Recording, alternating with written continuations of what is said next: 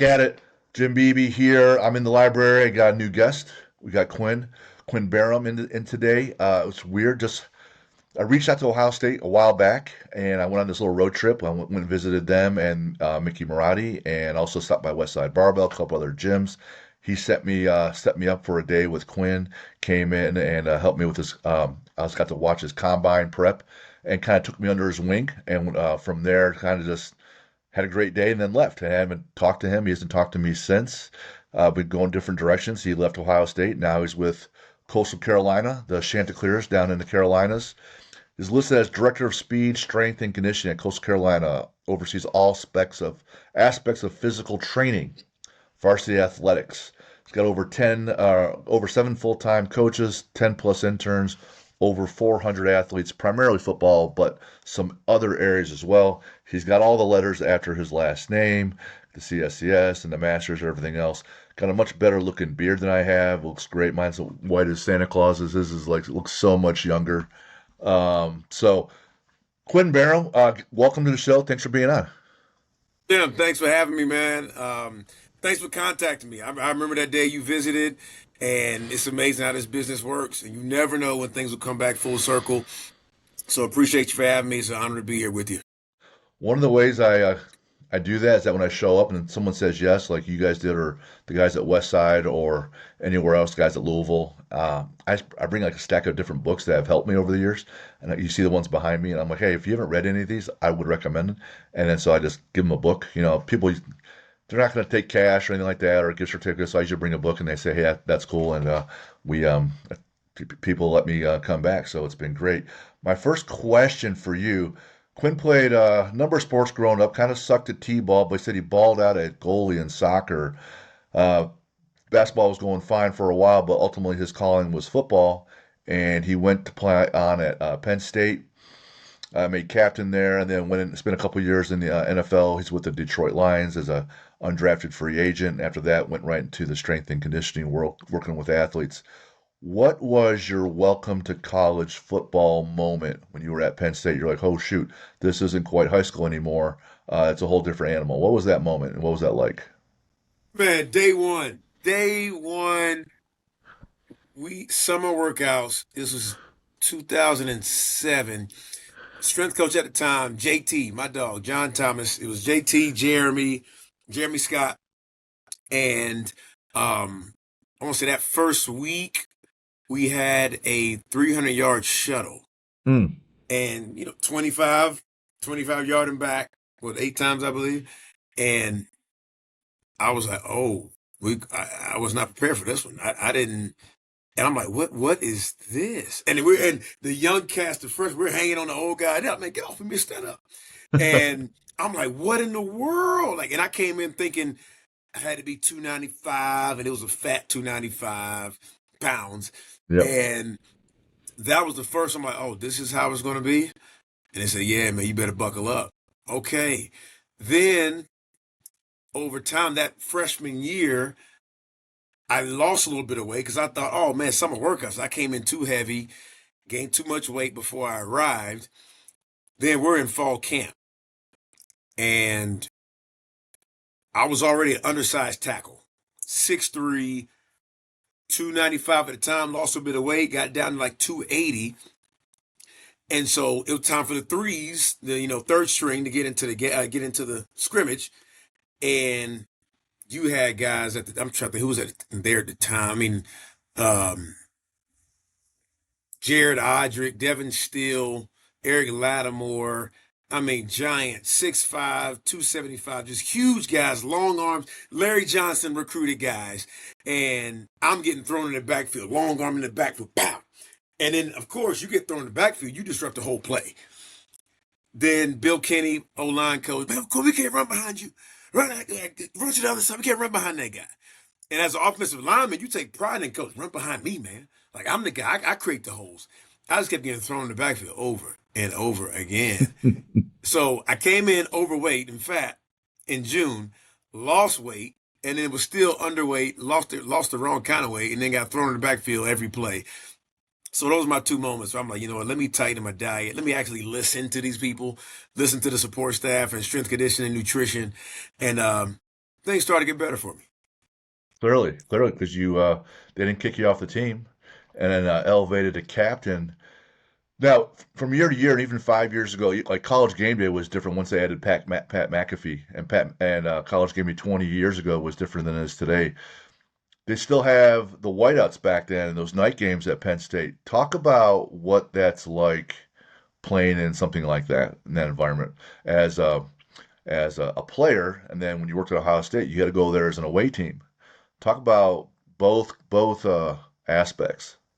I tell you what, when you when you're visiting Penn State, you come off the highway and then you get off the exit and make your way to campus driving, you just see that giant stadium just pop up on you. Anywhere you pull up on it is right there, whether you're the opponent coming from the airport or whether you're visiting or whatever. That stadium, it never ceases to amaze me with the magnitude and size of it. Then when you go there for a game, and as a freshman, you're like, well, one, even when you get recruited, you're like, okay, this is crazy. Like they're cheering for you. They're, can't wait to get you here. Then when a game happens, when you're actually there, and I've redshirted my freshman year. Now I was a backup center and guard my first 3 years. So I had my time on the sidelines. And you see the amount of people that are just there. You just look up. It's people there. Look to the right, people everywhere. And then it's so loud, you can't even hear yourself talk. I remember talking to my boy Chima Coley. I played left tackle, center, and guard. He played right tackle. We were just like, man, this is crazy. Like one day they were cheering for us one day. And then you see that as the game goes on, it's so loud that the opposing team, they're jumping off sides. I mean, false start. And you're like, is this for real? Then when you get in the game, and it's like you're the one on the field, and it's like it's quiet when you're on offense. But then on the other side, you're like, it is so loud. I don't understand it. Mm. And then let's say when a team comes in, like in Ohio State, I remember the Terrell Pryor days and those teams back then, those Michigan teams, they come in, it's so loud. And the fact to see them perform at a high level in a stadium like that is crazy. And then to be on the other side of it at Ohio State, I remember in 2016, I'm like, oh my God, it is. And they get up for those games. Right. Like they get up for those games. And so it's a deafening noise and sound in there. Right. It's unlike any other in college football.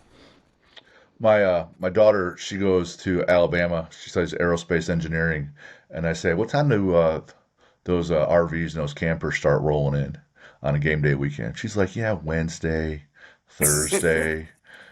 And I'm like, they have like I think the lot. See, I'm from Ohio, born and raised in Cleveland. And if I wanted a season long pass just for an RV, which I never did, I don't even own an RV. At the Ohio State game, it's like 25 grand for like the Oh my entire goodness. the entire season. And I've only been to Penn State once. I went to Purdue, and my fraternity initiated the same fraternity and added it to Penn State's campus. So we went there for that, and it was late fall. And if I can remember correctly, we were a bit intoxicated later. I remember a lot of rolling hills and a lot of like trees, and it was like just beautiful. And I was like, man, this place is, and everyone was super nice, probably because there wasn't an away game. But I remember just being a beautiful campus and rolling in there, and you're right, seeing this stadium. I was like, man, this is enormous. It's 100,000 people and a beautiful piece of property. It's like another world out there. And it's funny, I've never got the chance to tailgate out there. Mm, I never, like my parents always talked about it, teammates that go back. And then since I've been coaching, I've had a chance to really go back, other than being an opponent, and I never had a chance to tailgate. And they said a tailgating experience at Penn State, crazy, look, unlike any other, man. best food you'll ever have, and they'll be getting there early, so they're good and lubed up for those night games. There you go. My goodness. Um, Similarly, you advance, you do well enough. Um, NFL ends up taking a look at you, and you sign on with the Lions. We just had a recording with Lauren Strickland. He's in his second year with the Lions. He's a free agent. He plays safety. I know him because he played at Ball State. My son is finished he's in his last year at Ball State as a linebacker, and so Lauren is trying to make the team at Detroit. We just had him on. What was the welcome to the NFL, the not for long league? What was the welcome to the NFL moment for you as a player? It was definitely not for long. It was free agency, and I remember watching the draft on Saturday. My parents, I'm in my living room, no draft party, none of that, and I'm watching the draft. And part of me thought I might get selected on Saturday, but I'm like, nah, let me just keep doing my house chores, doing my normal stuff. I still worked out that morning, and so once the draft was over, I'm on the phone with my agent, and we're talking, looking at different opportunities, and so the best opportunity for me was Detroit. Chance to play center, guard, whatever. I knew I could do it, and I wasn't the 6'6" tackle, so I knew I'd be a center and guard. So I'm like, I'm ready. Let's do it. So I get there, and we're going through workouts, rookie mini camp, OTAs, and never got to fall camp. Never made it that far. But watching these guys train and work out, Ndamukong Suh Mm. at the time, Calvin Johnson, Matthew Stafford, um, Nick Fairley played D tackle at Auburn at the time or back then, and I'm like, I'm going against these guys. Like this is insane. And I can't remember the kicker's name, but he had been there for 20 years. And I'm like, what in the world? What kind of world am I in right now? And when I saw how freaky it was at that level, and the athletes and the talent level, I remember, we're in OTAs and we're just in helmets and jerseys, but I mean, we're going through full speed. I'm blocking Nick Fairley, and we throw a screen. I can't remember the running backs. I mean, it might have been Java the best, maybe. And we throw a screen, boom, he takes it down the sideline. And Nick, either he's engaged with us, next, he takes off and he runs, I would say, at least 60 yards, Hume, and hawks this guy down, taps him on the shoulder. And I'm like, oh, wait a minute. That's a I D didn't see lineman, that at A D lineman, 6'5", 295, 300. just hauling ass and catches up to him. Oh man. I didn't see that at Penn State. Sure. And then I see that, and this guy, he came from Auburn and so I'm like, I've been watching him.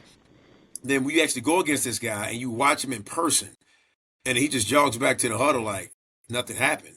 I said, okay, this is the NFL, huh? All right. All right. Then the next moment came when I got cut. And there's always this guy, they call him the Grim Reaper. And I think he Mm. might have been an ops member or a personnel guy, yeah, a personnel guy. And, he would come to that locker room every day, and you didn't know if he was coming for you.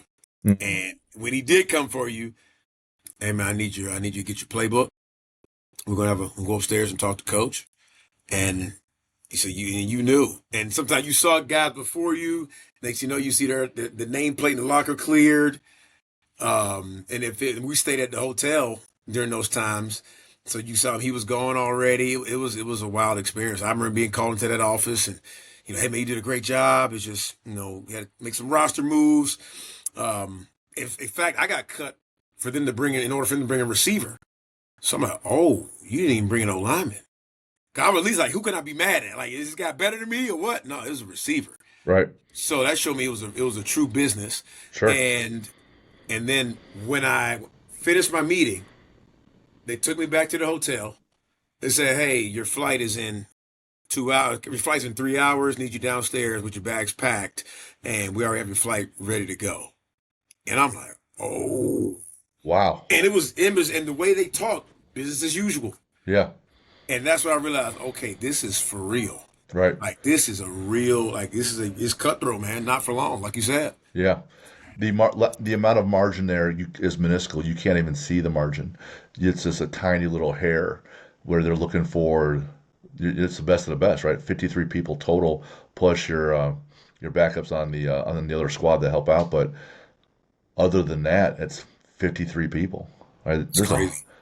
Over 100 college teams with 100 people per team, and they only take a couple hundred every year. Oh my goodness. Hmm. My bags had to be packed. My Yeah. flight was already secured. I'm like, what? And I didn't cry. I wasn't. I was frustrated, but I'm like, this is it, huh? Yeah. This is really it. And so we move on. I was back in Durham at my parents' house later that afternoon. when you saw some of the talent, we were like, shoot, this might not be it for me. It'll be tough. I got a shot, but man, I really got to be at my absolute best to be able to hang with some of these guys. Every day. You have to. You have to come prepared. I mean, I knew what was going to work for me was my effort, my attention to detail, my discipline, my consistency. And I had some ability, but I had to make up for it in other ways, man. And I was undersized. So I'm in that play, but I had to learn center, guard. I tried to learn as much as I could. I want to know what everyone was doing, every Hmm. position group, every defense, just to get that edge. And for me, it was effort based. Like I was like, man, this is wild. And then I thought I was one of the better guys in college, and then I go to the league, different level, Yep. different level. You know, being a Southern guy, but you played Big Ten football and then we're at Detroit for a little bit, but that's a lot of cold Midwest games. October, not so bad, but November, December, right? And you could be at Michigan, you could be at Iowa, Wisconsin, Nebraska. Like they're all open field stadiums, right? Talk about getting up for some of those games, but also sometimes those non-conference games. You could head down south to Auburn and be 95 horrible heat and humidity. Talk about getting through some of the just the overall environment. Playing offensive linemen, those guys typically don't wear sleeves. They make fun of all the D linemen guys for wearing sleeves. All the pretty boys over there, right? Calling them stupid. We're the smart guys. Blah blah blah. But there's a lot of pain and suffering in that line. Once the ball snapped, it's mesh point and go. And then they add in bad weather, which is the norm. Talk about that, and loving when they run the ball, things like that. Talk about that as an old lineman. Oh yeah, O line pride, O line pride, and it's a mentality. It's blue collar, it's dirty, it's grimy, it's nasty. You don't get the glory, but you know that you have to do your job for everyone else to do theirs, and to get the glory. Now I wasn't a guy. I didn't wear sleeves. I wore sleeves my freshman year, and my big bros, they were like, "Yeah, no, you can't do that, man. You got to take those sleeves off." I'm not even in the game, dude. What do you mean? Nope, got to take them off.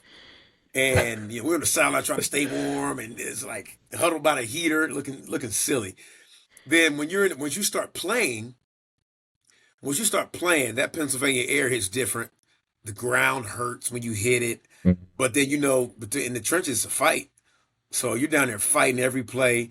You might crunch a finger up here and there, um, but it's worth it when that running back breaks free for a 30-yard touchdown. Right. Like it's worth it when your quarterback can get that ball off and that wide receiver can come down with the catch with the ball. So, but then in those stadiums and when it's cold like that, I remember Iowa, I remember Ohio State, Wisconsin, obviously Penn State. I mean, it's freezing out there, Hmm. and you go out there in pregame warm-ups. You got your headphones in, you got your music going. You're like, okay, it's cold. All right. And then in the locker room, they have some ointment you could put on to warm you up. It's like, man, I'm not one. You're not gonna see me getting rubbed down. I'm not gonna rub down just deal with it. Tape up your hands, tape up your thumbs, your fingers, get your gloves on. It's time to go. And then you look at the DBs. They're trying to get the little armband right. Oh yeah. And then and then they got the pretty little mouthpiece. And I think back then we had the spinner's mouthpiece. I didn't wear them, but they had those things and making sure my cleats and my socks. For us, man, we just strap up and go, strap up and go. But yeah, it's that weather. It's different when you're playing because you don't really feel it. But when things slow down or you get a TV timeout, oh my gosh, Two and a TV half, timeout three, is two killer. and a half, 3 minutes sitting And there. hey, it's quick. It's quick, but it's so long because the coach he'll give you the play Yeah. and he may talk to you, hey, what you seeing out there, but he gives you the play. You just stand there waiting. Yeah. And you might look for your parents in the stands, look for your girlfriend, and you're like, ah, no, it's cold out here, man. Like, all right, let's go. Next thing you know, whistle blows, it's time to go. Shoot. Um, I said a question I want to ask. When what do you absolutely love about football? Is it run blocking, pass blocking, running a trap play, and someone coming through, they don't see you coming to put your forearm in their ear hole? If you had to sum up these one or two things. So there's obviously some things that no one loves about football. What's one or two of the things that you absolutely love about it? With O-line play, you get to impose your will on somebody. You get to move a man from here to there. It's like, hey, you're right here, and I'm going to move you over there. Now, I know you're going to resist, you're going to fight, you're going to do the best you can, but I'm going to get this job done. And it's good. It's even better when you have a battle. When you're going back and forth with a guy, he wins a battle, he wins it down, you win it down, but you just keep showing up, and he starts talking trash to you. I was a guy I didn't really talk trash because I was so tired. I mean, I'm done. I'm done. and but it's just the physicality of it. I mean, there's nothing else like it that I've seen, and I loved I loved run blocking. I really love pass blocking. Just because you can just stay in the front. You're playing basketball with a guy, but then if he wants to bull rush you or he may give you a spin move and I'm still right here. I'm still right here. I love that part of it.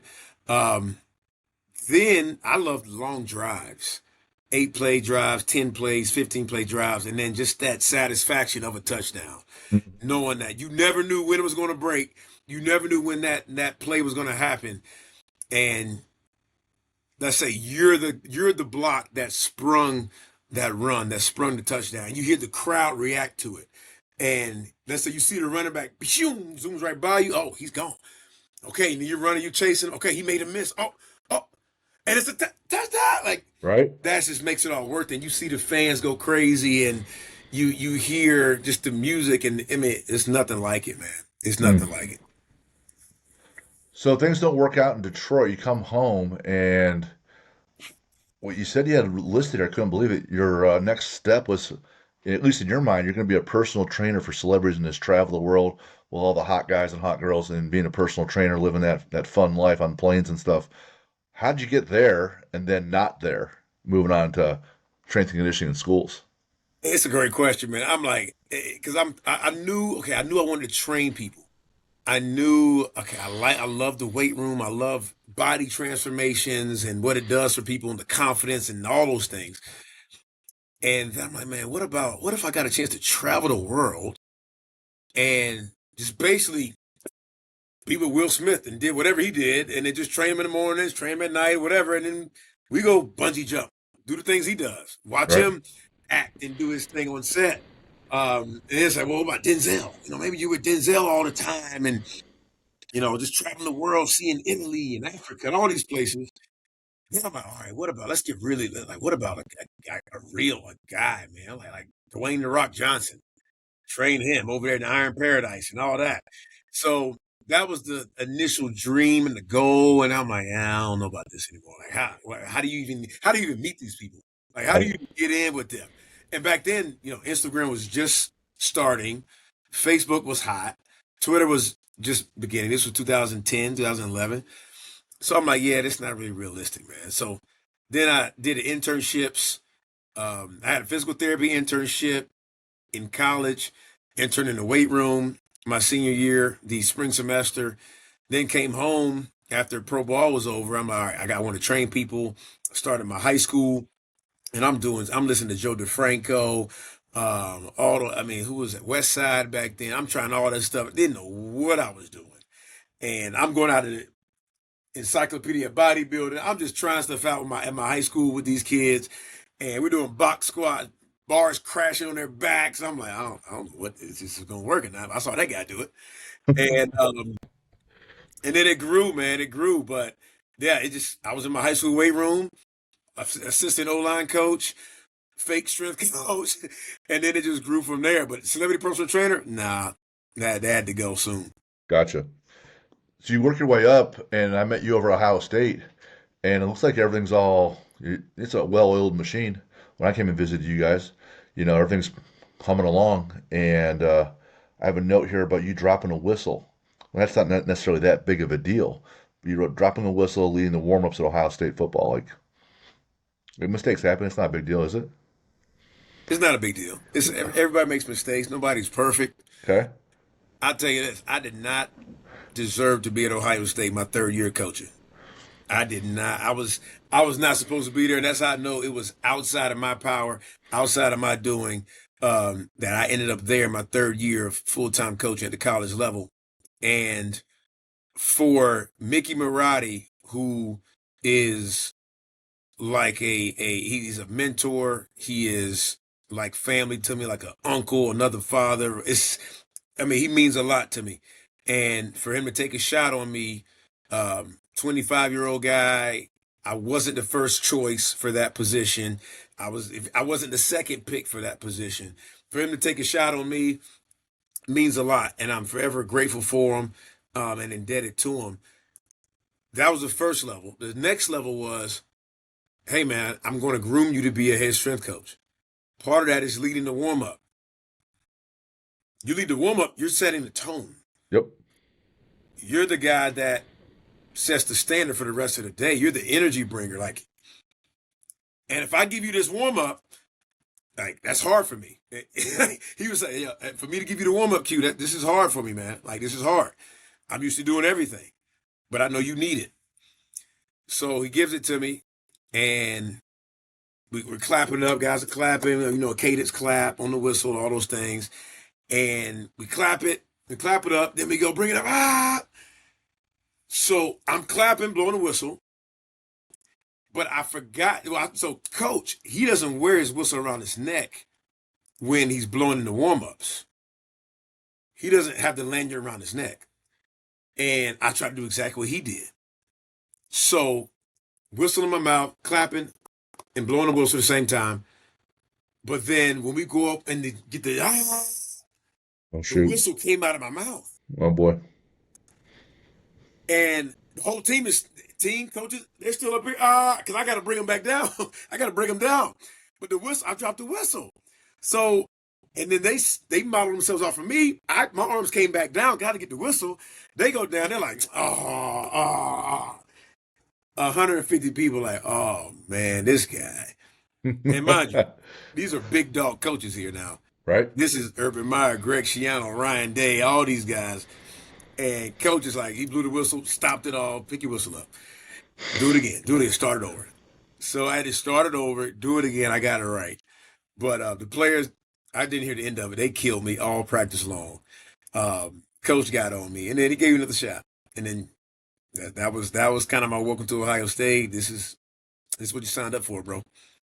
Was did your time there overlap with Urban Meyer at all?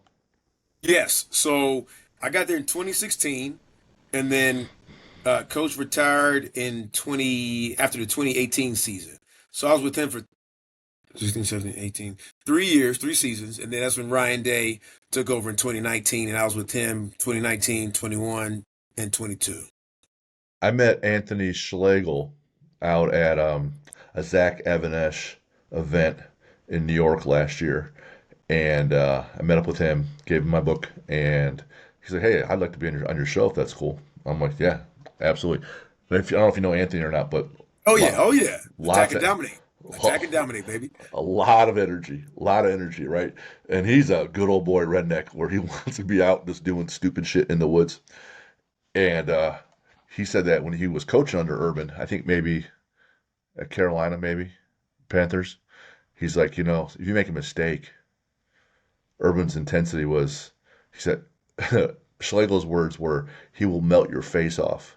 He will melt your face off, coming at you, screaming at you, saying everything he can about you, like calling you out for everything. The intensity was just unbelievably relentless. Oh, Playing, it was, I mean, otherworldly, and I get it now. I get it. I get it. He didn't talk to me for 2 years, at least 2 years, and we're passing through the hallway. Whether it's I'm coming out of the weight room going to the restroom, or he's walking around, didn't say a word, barely mm, made eye contact because he was so intense and focused on what he was doing, and he was big on adding value. Add value to the program in some type of way. He didn't care if you were the starting quarterback, or if you were the fourth string long snapper, or you were the custodian. Add value and be the best at what you do. And whatever responsibilities you get and you receive, own it. yes, That's your baby, and be the best at it. And my responsibilities at the time, um, I was working with the skilled players, wide receivers, DBs, training the specialists, kickers, punters, snappers, um, combine training, pro day training, And so be the best at what you do. And if you aren't, we'll find somebody that wants to be and will be. And that's how the culture was there. And I believe it's still the same, knowing that Coach Marotti is still there, is Sure. you got to add value, be the best at what you do. And if you're not, we'll find somebody else. And people, anybody want to be in that spot. Yep. And so I knew it was a value spot, a coveted spot, and I had to match coach's intensity. Now you're down at Coastal Carolina. Um, and over the years, growing up, they'll say, well, that person's like this because that's how they're born or built that way. So there's the whole nature versus nurture argument. And having coached at some different places, played at different places, been around different people, you start to come up. You said, oh, I don't even know what they're doing at Westside with box squats, but you know when to incorporate it now. And everybody has different personalities, right? And so, what are a couple of the things that you have made your own or you've adopted from along the way that, hey, when I run now that I'm the head guy running the strength program for a major program, here are some of the staples, here are core values, here's what I want to be, I want us to be known for. Yes. My goal at Coastal now, I wanted to make Coastal Strength Conditioning a worldwide brand. So that when people see this Chanticleer head here, they see that shot head, they know that in terms of strength conditioning, they're the best at what they do. They are experts at training. They know that if I were to send my child to play volleyball, football, soccer, tennis, baseball, I'm getting the best training possible. I'm getting coaches that are intentional, that are passionate, that are a staff that is aligned, a group of people that respect me as a person, as a student athlete, and respect my child if I'm sending them there. But we want to elevate and be the best at what we do. Hmm. And so when it comes to just training on a day-to-day basis, we're going to create an environment where hard work, discipline, and consistency are embraced and respected. So we want our kids, we want our athletes to enjoy training, but we want to enjoy hard training. And so if that means putting on the music they enjoy, fine. If that means just setting that environment for them, we'll do that. However, we're gonna train hard. Like we're gonna push you to your absolute limits, Hmm. and we're gonna make it memorable, and we're gonna make sure that you leave here feeling accomplished, empowered, and knowing that hey, I got that work in. Whether if it was 6 a.m. or 6 p.m., we want to make sure that we push our athletes to be the best that they can be and provide the best training possible. So far we've only been on the show here for about a half hour, but a couple things. One, you pointed out that at the Lions, you want to make sure you knew the center's job, the guard's job in case they moved you, or in case you line up against somebody. So there's a knowledge component. You talked about first year at Penn State, came in heavy and not the good kind of heavy where you're strong and lean and still powerful, a little bit, too much body fat. Then you're talking about intensity. So in the athlete builder world on this show, in my book and what we're about, with the head, there's your mindset, who you are. You talk about intensity and discipline. Then still there's the knowledge of your sport, how to do a box squat correctly or not, or the playbook correctly or not. And then there's what comes out of your mouth. That's your team, how you work with teammates. Three things in your head. In your body, it's how do you eat, how do you train, and then how do you recover. And you're already touching on three or four of the things that we talk about. We figured there really isn't really anything else. If we keep pushing the envelope in all six of those areas, finding whatever the weak link is in all six and bring that up. Find out what we're awesome in all six and bring that up so we can actually use that as our competitive advantage to beat people. You're already doing that all the time yourself and then instilling it in others. How do you do that year after year when a lot of times in a 100-man roster for a football team, and you said you got 400 athletes because you have other sports, you could have 50% turnover. You might not bring in as many high school seniors. Maybe it's less now. Maybe it's probably not the 22 to 25 like used to happen 10 years ago. But you might lose 50 players and they have to bring in another whole 50. The entire makeup, consistency, camaraderie of the team is completely turned over. Development is now out the window almost. People are already gone. Got to come in and play immediately. And then you add in payments, money. How does that even happen now? Like I could not fathom it without a salary. At least the NFL is a salary cap. Here's the money. It's all manageable, right? Now it's just the Wild West still right now for college sports. This question could be the entire show too. You know, it's just such a huge question. What's going on? How do you handle it? Oh man, How do you keep building the intensity and the culture? I saw it in the beginning stages at a high level at Ohio State, and I remember pulling up to the parking lot to work, or maybe leaving at lunch or something like that. You see the parking lot, and you see these cars. You see like Mercedes Benzes and Benz trucks, and you see cars with jersey numbers on the hood and custom this, custom that. You're like, this is what this is now? Like, are you serious? And then it's like, well, hey, he's making a lot of plays. If he gets a chance to get paid, hey, go ahead and go all out. And if a guy's never had that kind of money, those kind of opportunities, have at it. So I saw it at the Ohio State level, and even walk-ons, they had opportunities. Hey man, you stay on this video game stream for a certain amount of time, you get a certain amount of money, and just talk about our company on your stream. Then you come to Coastal, um, trying to figure out the NIL situation. How does it work at a group of five school, and how can we get more money? And what is it? What do you mean the guys may only be here for a semester? What do you mean? Like, how does that work? How do I get paid? All those different things. So you're trying to figure it out. How much is a Sunbelt running back worth? What is the asking price? What do we have to give?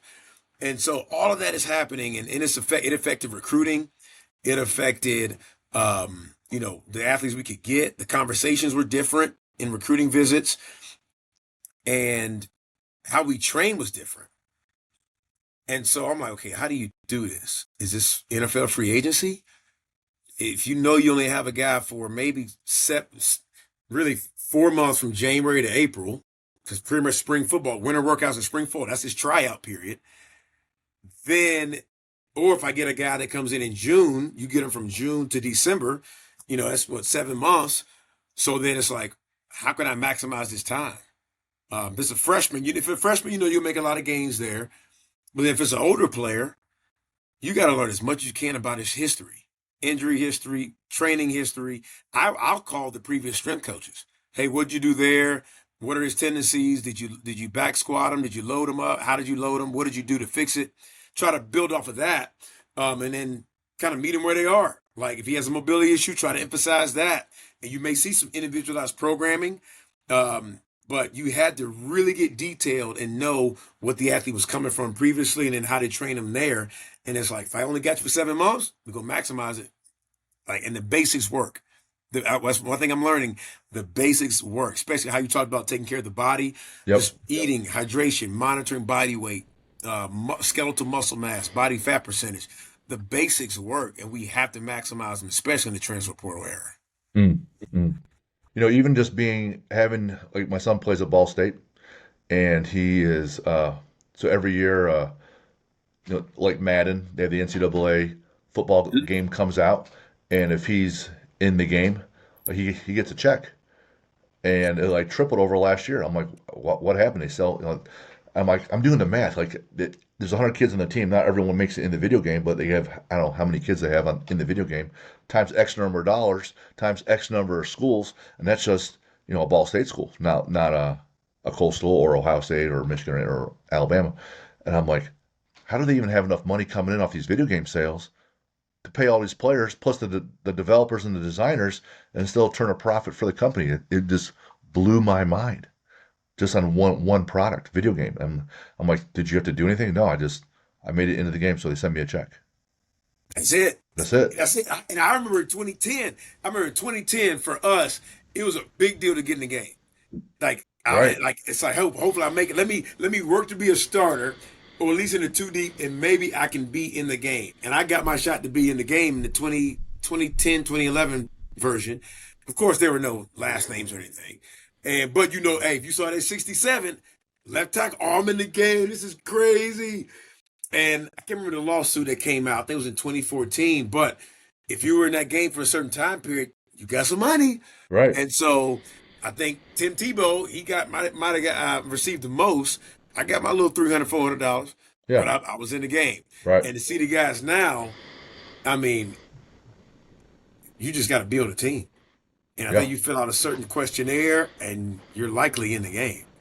And it's amazing how this works now. And I'm like, if we had this back in the day, come on, man, Right. come on, man. You know, I know my mom always listens to all these episodes, and she's gonna be, oh yeah, Jack's in the game. She's in her mid 70s. She doesn't have a gaming system, right? But she'll probably go out and buy it, just so, hey, my grandson's in this video game. Yo. We can't play it at all, but damn it, we're gonna have it. We're just gonna be up on it's gonna be up on the mantle. Everyone's gonna see it when they come over. That's my grandson up there. Um, Mindset, motivating factor, self-determination theory. You mentioned that. And a lot of people that they hear that term aren't going to know what that means. What's that mean, and what's that mean to you at Coastal? Yeah. So I learned that in my master's studies at Ohio State, and I got my degree in sport coaching. And so it's a focus on coaching and leadership. And I'm like, if I'm gonna get my master's degree, man, I want to target it something that's going to help me and not be a waste of my time. And so that degree was beneficial, man. Master's of sport coaching at Ohio State, awesome. And we learned what's called the self-determination theory. I have it right here on my desk, and it basically says that people are motivated by three main factors. Number one, and I don't think it's in particular order, but one of them is autonomy. So when people feel like they have a choice in what they're doing and in what they're trying to accomplish, they'll get more effort into it. They'll go harder.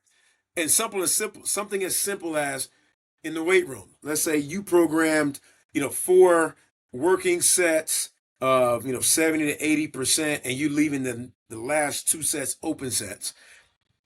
However, hey Jim, you got to get between 315 and 365. You pick, but you can't go over 365. That's kind of how I keep a buffer on a leash or something like that on the athlete. But they can pick. It's like I ain't doing 315, and it's like, well, I did 335 last week. All right, I'm gonna go 345. And so then you get a win because they had a choice. Mm-hmm. Number two, belonging. Belonging. So that sense of community. I'm with a team. I'm with a group. I'm a part of my family. I'm a part of a group or a team in some aspect. When people feel that sense of community, they'll give more effort. They'll go harder. They'll perform at a higher level. And so when I have relationships with people and I feel like I belong to the group, next thing you know, you see performance increase. You see effort increase. And so we've seen that work at Coastal. It helps the freshmen. It helps the new guys when they're a part of the group and they feel included. And then lastly is the C, competence. So autonomy, belonging, and competence. So that's when I feel like I know what I'm doing in my environment. I know how to perform the push press. I know how to perform the clean when there was a moment when I didn't know how to do it before. I know my way around the football building. I know how to use the Teamworks schedule app. When I know those things, now I can teach others and teach myself. And therefore, again, I'm motivated to give more into my environment, give more to my team, give more to myself. It, those components get interwoven in your subconscious, but more so like in your identity. So I have some autonomy. I made a choice. This is me, right? I'm also the belonging piece. It's no longer autonomy, but I'm still part of this group. It's still part of a me. It's an extension. Like you said, you have a daughter, right? That person that is not you, but it feels like it's part of you. It's an extension, Right. like your arm almost. So more identity. And then you're like, hey, competence. I know what I'm doing. I'm capable. I'm smart. My ego is protected. I'm not the fool. I'm not an idiot, right? So again, my identity is strengthened in all three of those areas. So the stronger identity, part of this group, people will like the number one motivating factor typically with like in military units is like I don't want to let my teammate down. That's right. Not like I want to do well for me. Yeah, I hope I do well, but the last thing you want is to be the person that lets your teammate down. Hey, we lost because of you. I got hurt because of you. We got exposed because of you. You missed this block so badly that I got hit in my knee, my ACL got torn. Right, Hmm. right. You're just killing yourself now. Running back goes down and you missed a block. Oh my God. Oh, Right. that was how I was. That was the number one thing, and it still drives me now. Like I don't want to let my staff down. I don't want to let my interns down.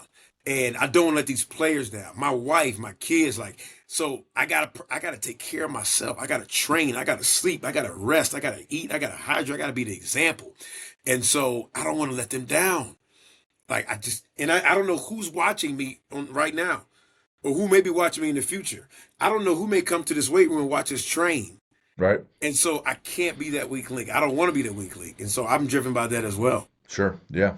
You want to have not necessarily just the accolades, but you want to be able to simply be dependable. That's right. When I go to this guy, I'm better because of it. Uh so the Chanticleers that my youngest son Sam, he's everyone's different, right? Different personality. He's got the long blonde hair, you know, never met a stranger. We'll go to the ocean. He wants to skimboard or try surfing. And when he actually looked at Coastal for us. He's in the Midwest. He goes to Purdue. Business degree, business analytics. I go well, when he was looking in high school. He's like, maybe Coastal's not that far from the ocean. You know, it's pretty close to the ocean. Mhm. I can get in the water a lot. That might be the place for me to go to college. Talk about just something fun around town. Where like this is the joint where I get the best food or best seafood or pizza. Whatever you guys are into. But if you come down to coastal area and you're gonna tailgate or you're gonna go to the bars later or go out to a restaurant, what are the joint or two like? Man, this is the best food around town. Oh man, I'm like so. I get asked this question all the time, and I can't say I'm a foodie, but I will say I like to eat. I can still eat like my lineman days, and here, man, you're 15 minutes from the ocean, and I keep a running list of places to eat out here. If you come to Myrtle Beach, Conway, you got to go to the Crab, Tasty Crab House. Bang. Got to go there. You got to go to a place called Blueberries Grill. That's a great spot. Um, and if I'm going to Blueberries Grill, I mean, I got breakfast food there. But you go to Tasty Crab, I mean, you're cracking crabs and lobster and shrimp pasta. I mean, and then and the seafood is different because it's fresh. Right. It's from the ocean. Like around here, we're not going to Red Lobster. Like we're not. No, no, no, no, no. I mean, you're going to a place where you will get authentic, real shrimp, flounder, whatever it is. Um, you're getting that type of food. Mr. Fish's seafood market. Great spot. Nice. Great spot. The she crab soup is really, really good. There's so many places. I mean, I said I have a running list, and I mean, it's so many great places. And because even the tourist places are good, but you have a lot of spots out here that aren't touristy, Right. and you can get some great seafood if you really love it out there. Awesome. I went to Purdue, and so what in the football world they were known for two things. Well, at the time, it was pretty fun because Joe Tiller was there, which then meant Drew Brees, Kyle Orton, and a few guys that pretty awesome quarterbacks. But they're known for that train that drives around town, and then Uh, they're the world's largest drum, right? The Horseshoe at Ohio State, the Big House, Michigan, Iron Bowl down south. What's Coastal known for? The mascot, what's the party like? What's Coastal's environment that they're known for at during football games or basketball games, things like that. yeah, so I got to correct you. We're called the Chanticleers. Chanticleers, not Chanticleers. Shant, shant, Shant, shant, Shant, shant, Chanticleers, Chanticleers. and it's a rooster. Yeah, It's an aggressive rooster, and from Shakespeare. yes, Yeah, yes, that's where it's from. And this was all new to me, and so Coastal has only been in existence for since 1954. Relatively young school, branched off from South Carolina Gamecocks, and became its own university in 1954. So relatively young campus, young university, of about 11,000 students and growing. I mean, right now, I mean, we're running out of housing because we're growing so fast. New buildings popping up everywhere, and exposure from the baseball program winning national championship 2016, runner up this past year. Football having successful years, especially in 2020. I mean, football has only been at Coastal since 2003. oh So wow. young program growing. Softball program just won Sun Belt Conference championship. Baseball obviously won. Volleyball's been winning. I mean, our programs do a really good job around women's lacrosse. Really good job and reputable program up in the Sun Belt and the Big South previously. And so you come down here, man. It's a fun campus. It's a lively campus, high energy. I don't know much about the party life, but the players tell me it gets pretty crazy out here. And if you love the beach, you love the water, it's something about it. And people from everywhere. I mean, you have a lot of Northerners that come here, a lot of Jersey folks, New Yorks and Philly. They come down here and they love it. But it's a outstanding environment. Game day is amazing. And so, and now I'm really proud of where we are because our administration, new athletic director Chance Miller and his staff, I mean, they changed our game day environment. I mean, it's like a Power Four program out here. And so, actually, this year, free concessions. So, Jim, you got Okay. to come out. All right. Free, Okay. free. You got to come, man. Okay. So, and so we're creating just that environment. It's lively. We have people staff members that have been at the higher levels, and so between knowing the local environment here, the tourist environment here, the tourist setting here, added with people who've seen at high levels, you add that and combine that with winning programs and a great product in sports. I mean, it's a great place. I think this place is a gold mine, if you ask me. I Fun. think it is. And we're trying to make it even bigger and better. Fun. Fun. What's the team physically going to look like now that they get on the field here in the fall? What kind of product you gonna be putting out? Where are you guys looking to run, throw, both balanced? Real quick, or just dominate up front? Like, what's going to be Quinn's stamp on the football program here in 2025? um, when you see the Coastal Carolina football program this year, you're gonna see a tough program. You're gonna see guys that impose their will on people, that try to dominate you every single play. Physically tough, mentally tough, emotionally tough. We hope that you don't see foolish penalties. We hope that when you see us, you see a certain standard of play where it's like, I like watching this team, and it won't be gimmicky. Brand new offense, air raid offense with Drew Hollingshead, the offensive coordinator. Um, Coach Jeremiah Johnson came from Louisiana Tech, bringing that defense over here. Really excited about what we can bring. And so we try to focus on four major things this offseason, in the summer. And I believe in having a well-rounded comprehensive program. I like it when people look at us and like, okay, you look different. Y'all look different. Like, I like our old linemen to look a certain way, big, dense, confident. I like the D line to look imposing, lean, strong. I like our players to walk around like the big dogs because that's how Mhm. we train. We train to be big dogs. And we try to focus on being more powerful this summer, faster, playing with better leverage. So focused on our just ability to maintain what we call football position longer, and then our work capacity.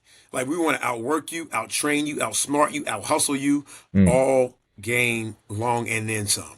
So, and that's how we train, and we train hard. We don't apologize for it. We actually like it when players say, "Hey, coach, I have to lead the program because I can't. This is too much for me." Like, I like that. Now, we hate to see players leave. But if we know that we made it so hard that guys take pride in it and wear hard training as a badge of honor, that's what we want. Mm. And then when they see it show up on game day, where it's just domination all game long, that's when you know it's like when the kids say, "Hey, weight room, better get in that weight room." I love that. That's a compliment to us and the work that the players put in the off season. So those O linemen starting off with some 300-yard shuttles. Oh no, we ain't doing that here, dude. Hey, that's one thing I learned. Like, our linemen, we don't do that long distance running. It's spurts, it's Right. bursts. We aren't running past, yeah, our conditioning. We might touch 60-yard tempos, linear tempos, but beyond that, 30 yards and less, man. We're pushing prowlers, we're pulling sleds, we're bear crawling, rolling, jumping. I like athletic linemen. We'll be athletic. But the long distance stuff, no, it's a different philosophy nowadays. Not the ROI you're looking for any longer.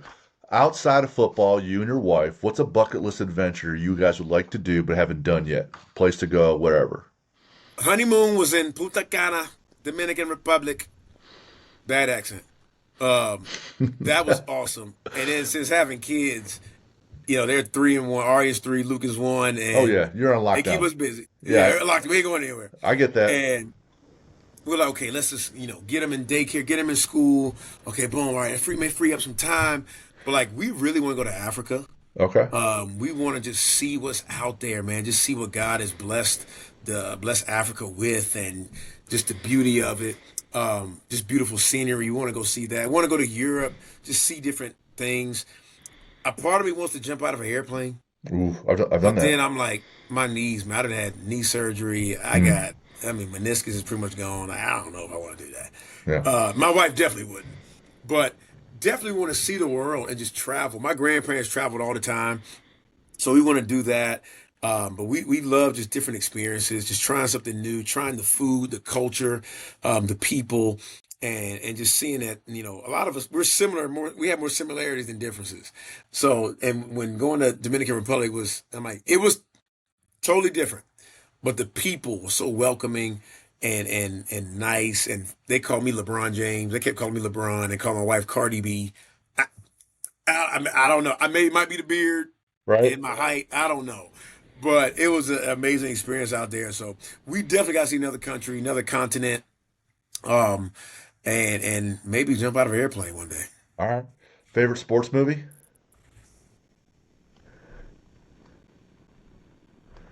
Remember the Titans. That's that's a common one. Yeah. Favorite sport to watch? Ooh.